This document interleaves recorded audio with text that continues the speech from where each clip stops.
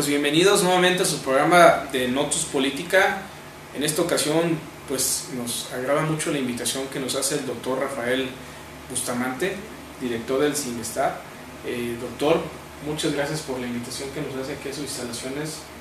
Bienvenido, en este caso, al programa de Notus Política. Me gustaría que nos platicara un poquito acerca qué es el CINVESTAR para empezar, ¿no? Porque a veces no entendemos qué hacen aquí o de qué se trata. Bueno, primero también gracias por la oportunidad. Mira, CINVESTAR significa Centro de Investigación y de Estudios Avanzados del IPN, del Instituto Politécnico Nacional. Esto crea mucha confusión porque en realidad no somos parte del Politécnico Nacional, pero desde su creación nos quedó el apellido, porque se gestó dentro del Politécnico este nuevo centro de investigación. Y se gestó para preparar a científicos, a investigadores y a maestros de lo que era en ese momento el Instituto Politécnico Nacional. No existía en México un centro que preparara docentes a investigadores de alta calidad. Entonces hace 52 años nació CINVESTAR en el área de Zacatenco, precisamente en la Ciudad de México, a un ladito del Politécnico Nacional. Y como te digo, nos quedó el apellido, pero somos un centro independiente, pertenecemos directamente a la Secretaría de Educación Pública y como tal tenemos dos funciones. El nombre nos dice cuáles son las funciones: Centro de Investigación y de Estudios Avanzados. Nos corresponde por decreto de creación hacer investigación científica de la más alta calidad, y estudios avanzados significa tener estudios de posgrado, tener programas de maestría y doctorado para preparar a los científicos de México. ¿Y qué tipo de investigaciones? Porque es muy específico el área en que están dedicando, ¿no? Para que no estamos a lo mejor en tecnología de software. ¿Qué se hace aquí específicamente? ¿Qué se investiga? Mira, aquí en Irapuato investigamos principalmente lo relacionado con plantas. El programa que tenemos de posgrado es biotecnología de plantas y tenemos mucha interacción pues con las plantas y todos sus organismos asociados. Pueden ser insectos que son plaga, pueden ser insectos que pueden ser benéficos, microorganismos que causan enfermedades o microorganismos que también ayudan a las plantas. Sin embargo, CINVESTAR es mucho más que la unidad de Irapuato, nada más. CINVESTAR, como dije, nació hace 52 años en la Ciudad de México y hace 30 años empezaron a crearse unidades en provincia. Esta fue la segunda unidad que se creó. La primera fue en la ciudad de Mérida y unos cuantos meses después, nada más nos ganan por prácticamente 6 meses, se creó en Irapuato la unidad que iba a estar relacionada con la parte de agricultura, con todo lo que tiene que ver con plantas y alimentos. ¿Y eso qué nos interesa? O sea, a final de cuentas, como ciudadano, ¿en qué me impacta a mí que hagan ese tipo de investigaciones? Bueno, la idea de trabajar con plantas y alimentos es tratar de encontrar propuestas que le puedan servir a los agricultores mexicanos, tratar de encontrar o generar nuevas variedades que tengan alguna característica novedosa. Puede ser resistencia a enfermedades, puede ser alimentos más nutritivos, o si no llegamos hasta el extremo de una nueva variedad, sí generar nuevos procesos que le ayuden a los agricultores, a las empresas que se dedican a alimentos, a mejorar sus procesos, a ser innovativos. Tenemos mucha interacción en los últimos años ya con empresas del área de alimentos, con empresas del área agronómica, tratando de apoyarlos en sus procesos y llevar cierta innovación tecnológica a las empresas de esta área. Una de ellas, doctor, recuerdo, espero que no me equivoque, yo me acuerdo que se mencionaba que, por ejemplo, en las zanahorias, en las calabazas, iba a llegar el grado de que a lo mejor ustedes iban a poner como tipo vacunas y que se iban a eliminar algunas ciertas enfermedades. ¿También iba algo así? Sí, hay una línea de investigación aquí en la unidad que se trata de utilizar plantas para generar vacunas contra algunas de las enfermedades más importantes pues no solo para el hombre, sino también para algunos de los, digamos, animales que son más importantes para nosotros, como puede ser inclusive las vacas y los etcétera, o proteger a algunos de los principales amigos en la naturaleza, como son los perros, por ejemplo, ¿no? La idea es que podamos meter a nosotros a la planta información genética para que ahora esta planta produzca por sí misma esta vacuna, esta proteína o este pedazo de proteína de algún patógeno, que para que cuando nosotros nos comamos esta planta, puede ser la zanahoria o puede ser una lechuga, nos inmunicemos y ya cuando llegue el patógeno después ya no nos afecte con tanta. Y específicamente en esta investigación, doctor, ¿cómo van? Porque para que a la gente le quede claro, no es de que hoy le pongo una inyección a la zanahoria y ya que está lista, no, sino que a lo mejor es un desarrollo de muchos años, porque yo recuerdo que esto tiene años, ¿no? Mira, y es muchos años porque así es toda la investigación clínica. Nosotros podemos introducirle, por ejemplo, a una zanahoria un gen que va a dar una vacuna contra cierta enfermedad. Tenemos que primero probar que sí está funcionando, que la zanahoria lo produce en la cantidad que se requiere y no se deshace, no se degrada durante su proceso en la planta. Pero luego, como cualquier otro proceso de salud, de otro medicamento, tiene que pasar por una serie de pruebas clínicas para asegurarnos que no hay ningún problema con este nuevo extracto de planta, digamos, esta planta. Y esto sí toma años, porque ya se tienen que hacer análisis clínicos a nivel de hospitales y probar que en realidad es inocuo para otras cosas, pero sí nos ayuda a proteger. ¿Y si se ha llegado a dar este caso todavía? ¿En qué fase van, doctor? Los casos que se tienen está a nivel de ratones, se han hecho experimentos en ratones, que es el primer paso antes de llegar ya a hacer experimentos a nivel clínico. ¿Por qué en ratones? A ver, dígame, porque a lo mejor no entiendo el por qué el ratón. Mira, los ratones son mamíferos igual que nosotros, entonces se comportan de una manera muy similar al sistema inmunológico.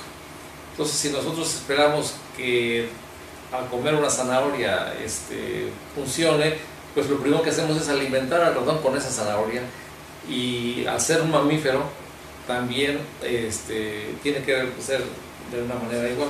Ahora, los ratones tienen una etapa de vida muy corta, entonces en unas cuantas semanas, meses a más tardar, pues ya podemos tener una respuesta.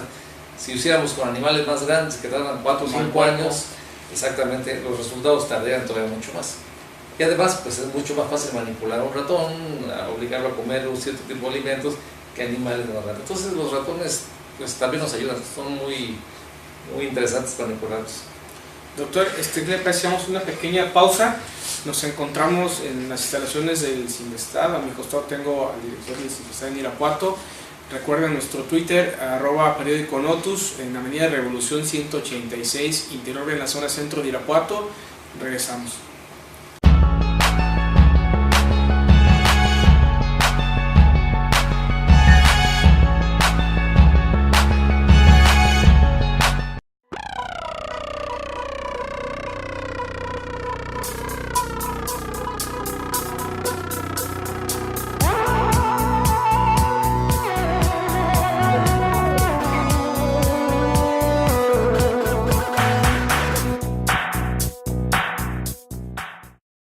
Bueno, pues regresamos nuevamente a su programa de Notas Política. En esta ocasión, pues una agradable visita que estamos haciendo, en este caso ahora a las instalaciones del CIMBESTAD. Recuerden, es @periódico Notus a través de Twitter, y también nos pueden encontrar en www.notus.com.mx y en la señal de televisión por cable de TV Pénjamo, TV Basolo y TV Romita.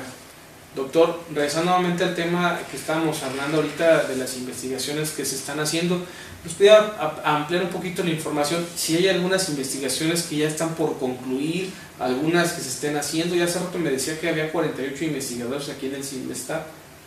Sí, el CIMBESTAD, como te dije hace rato, empezó hace 30 años con una unidad de biotecnología de planta, y hace 5 años se incorporó una nueva unidad académica que es el LAGEBIO, el Laboratorio Nacional de Genómica para la Biodiversidad, y en conjunto en esta zona de Irapuato tenemos 48 investigadores.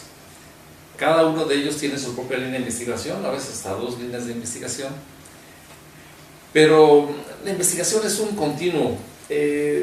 Generalmente va uno teniendo pausas, así como que también nosotros tenemos en la investigación, donde puede uno publicar o puede uno sacar los resultados, pero generalmente nunca termina uno de contestar todas las preguntas que nos interesan. Sí tenemos que ir escalonando, hay algunos resultados que podrían ser ya aplicables, pero generalmente la investigación continúa, porque así es la biología. Si tratáramos de hablar de plantas resistentes a un patógeno, a una enfermedad, siempre hay un balance entre la naturaleza, entre la planta y el patógeno. Y de repente gana un poquito la planta y podemos controlar el patógeno. Y lo que pasa es que al rato cambia el patógeno un poquito y vuelve a atacar a la planta. Y luego la planta se vuelve a defender. Entonces estamos así todo el tiempo. Y eso nos pasa a nosotros con las enfermedades. De repente nos da gripa y el año siguiente ya no nos da esa misma gripa porque ya somos inmunes. Sí. Así pasa aquí también, no hay un final de la investigación, siempre es un continuo. Y de hecho por ahí tengo algunos amigos investigadores que me decían, o a veces se sentían hasta decepcionados porque duraban 8 o 9 años investigando y resultaba que no les daba ni siquiera lo que ellos esperaban, ¿no? Que tenían tanto y estaban al punto de llegar y cuando llegaban, de cero nuevamente.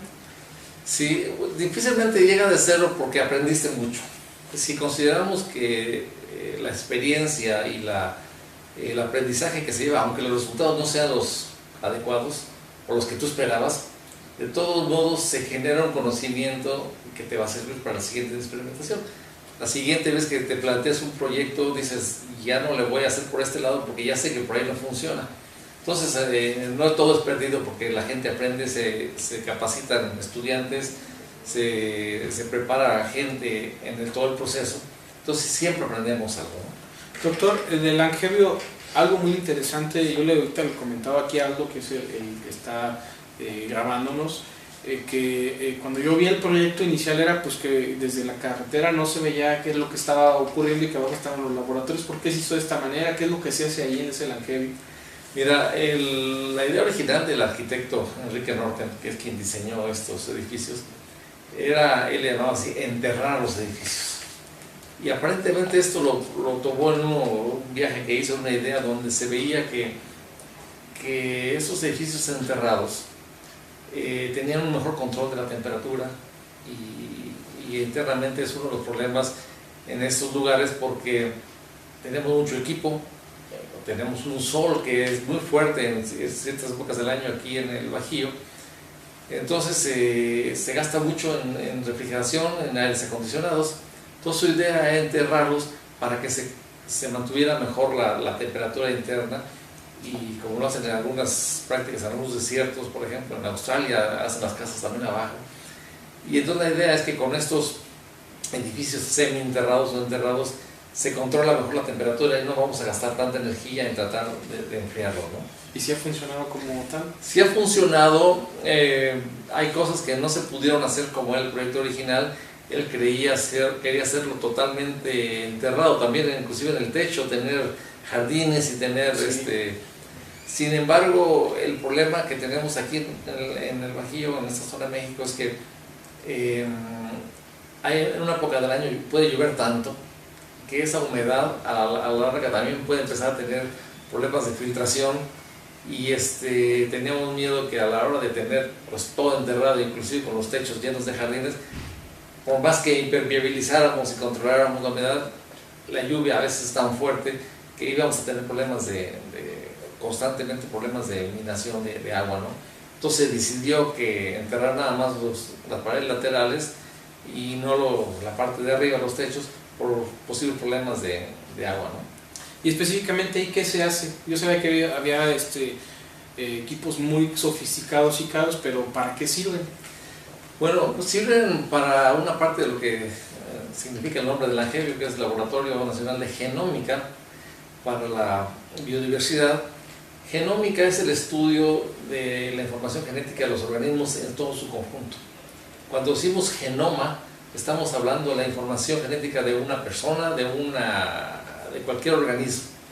Y eso significa que ahí está codificado qué es lo que va a hacer este organismo, esta persona. Ahí está la información que dice, pues tú vas a tener el cabello chino, vas a tener los ojos café, la nariz de esta forma, ahí está toda esa información. Entonces antes lo usábamos de manera muy despedazada, o sea, en pedacitos, porque no teníamos otras opciones, otra tecnología. La tecnología moderna ya nos permite estudiar a todo el genoma al mismo tiempo, y por eso nació este laboratorio de genómica, para estudiar los genomas de especies importantes para México. Algo así muy, muy claro, por ejemplo, los maíces transgénicos, ¿tiene que ver con estas situaciones? No, no necesariamente. Nosotros podemos estudiar los maíces que tenemos en México y decir, por ejemplo, este maíz a lo mejor no crece muy bien en esta época o esta zona, pero tiene muy buena proteína para la población, por ejemplo. Y ese es un estudio totalmente independiente de los maíces transgénicos. Y hago esta recapitulación del maíz transgénico porque a lo mejor es un maíz que lo estudiaron y que le cambiaron sus genes, ¿así lo entiendo? Más que cambiarle, generalmente se le agrega 1 o 2 genes más que le da características nuevas. Por ejemplo, los transgénicos más comunes en el caso del maíz son genes que te dan resistencia a insectos o que te dan resistencia a herbicidas. Hay insectos porque hay un problema serio en algunas áreas del mundo donde los insectos llegan y se empiezan a comer las hojas, y las hojas son lo que capta la energía del sol y lo que finalmente hace que la planta crezca. Si estos insectos se las empiezan a comer, pues la productividad de esos maíces disminuye mucho y nuestra producción de maíz es baja. Todo lo que se pensó es utilizar una tecnología que ya se hizo desde hace muchos años, que es el uso de una bacteria que se llama Bacillus thuringiensis, que genera proteínas que son tóxicas a los insectos. Le metes ese gen al maíz, no le quitas nada, al contrario, no le metes un solo gen, y ahora cuando los insectos empiezan a morder ese maíz, pues es como si estuvieras aplicando insecticida, Sí.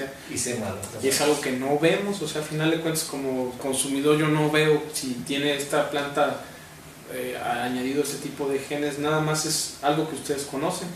Es algo que se llama tecnología transparente, porque inclusive al agricultor no cambia para nada sus prácticas culturales. Sigue cultivando y creciendo el maíz de la misma manera que lo estaba haciendo antes. Puede ser inclusive con algunas ventajas, porque ya son resistentes a los insectos, pero la tecnología es transparente y el agricultor no lo ve, no tiene que hacer nada diferente.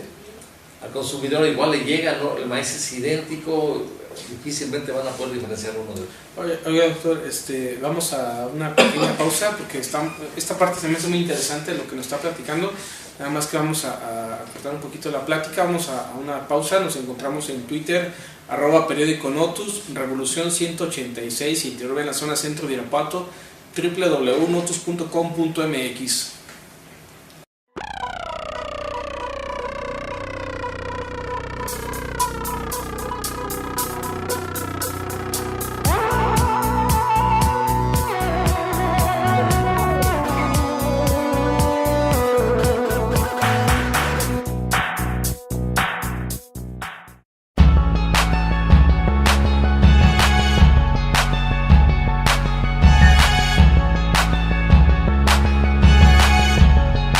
Regresamos nuevamente a creo que el último bloque que tenemos, una plática muy interesante aquí en el Semestral con el doctor Rafael.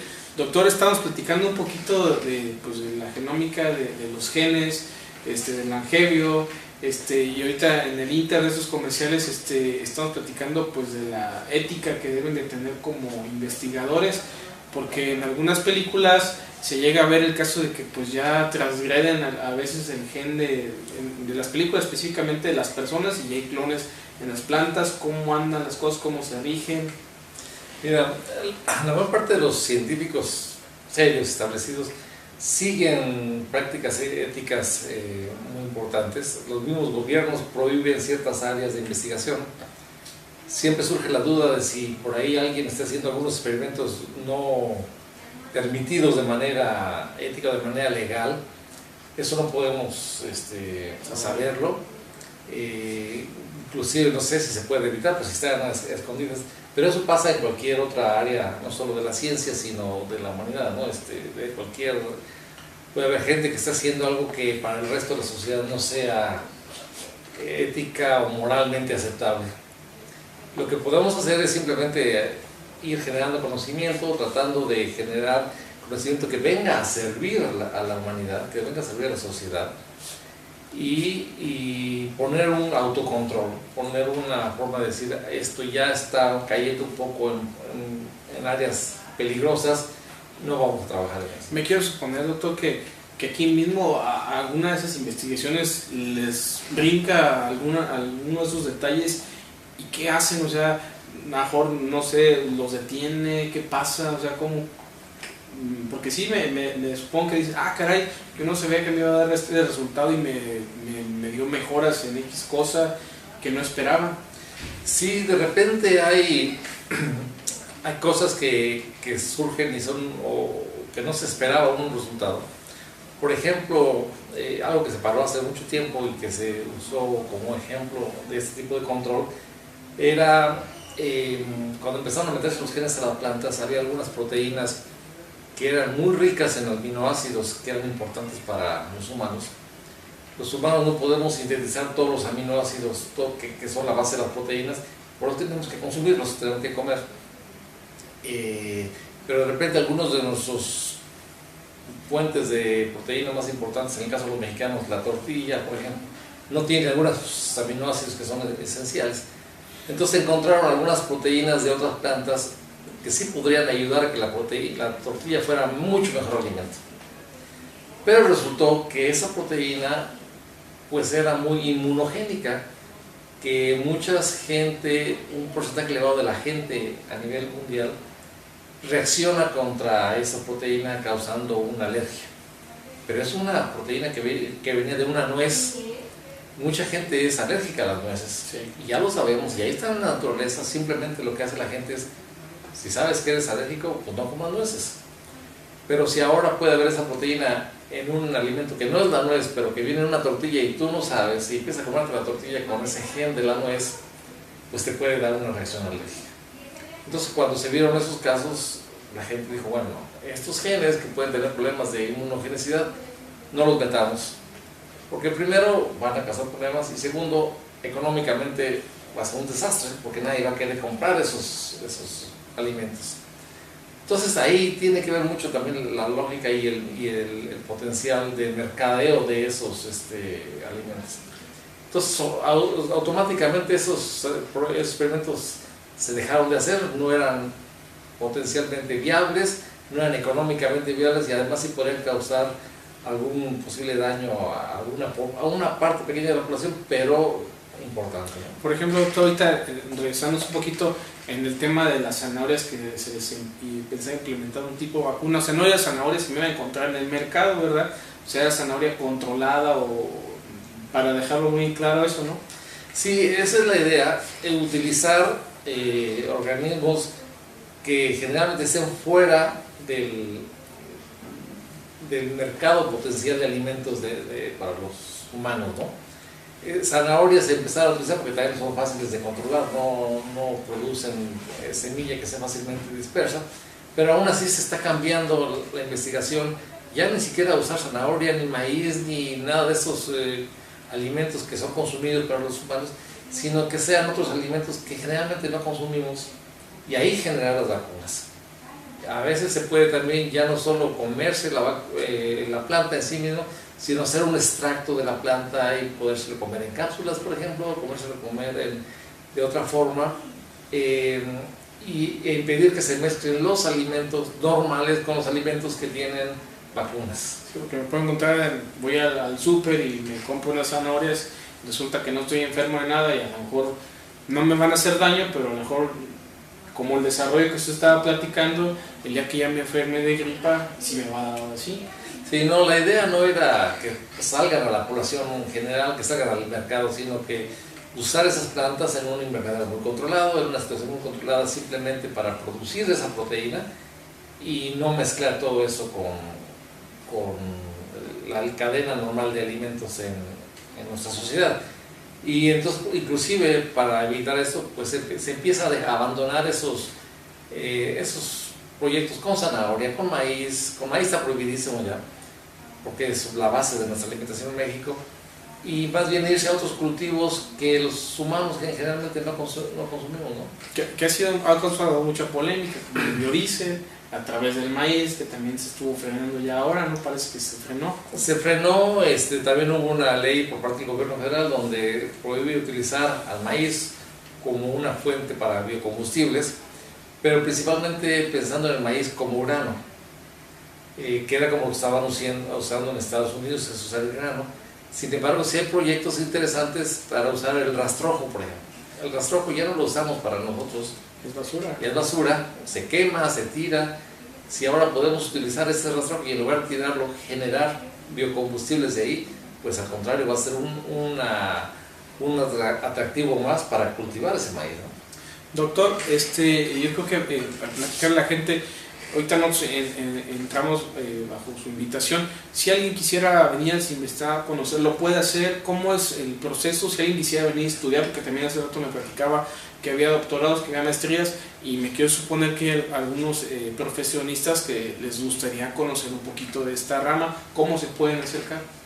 Mira, para los que quieren venir a visitar, tenemos en nuestra página www.ira.cinvestab.mx un sitio donde uno puede reservar un día para visitar. Generalmente está abierto para instituciones educativas, viene todo el grupo de la secundaria, de la prepa, de la universidad, y las programamos los viernes.